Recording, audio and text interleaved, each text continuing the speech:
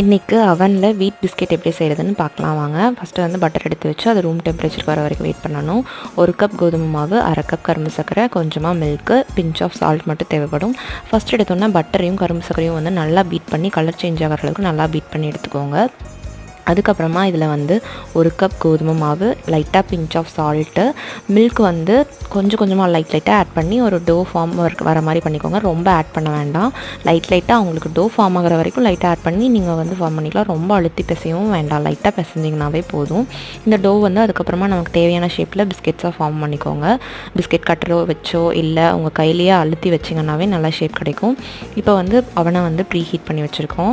Pre heat வந்து நான் 10 minutes பண்ணியிருக்கேன். இப்போ வந்து பிஸ்கெட்ஸ் வந்து உள்ளே வச்சுக்கலாம். உங்களுக்கு வந்து பிஸ்கெட்ஸ் வந்து நல்லா வரணும் அப்படின்னா நீங்கள் வந்து கொஞ்சம் நேரம் வந்து ஃப்ரிட்ஜில் வச்சுட்டு அதுக்கப்புறமா எடுத்து கூட வச்சு நீங்கள் குக் பண்ணலாம். இப்போ பாருங்கள், நமக்கு சூப்பரான பிஸ்கெட் ரெடி ஆயிடுச்சு.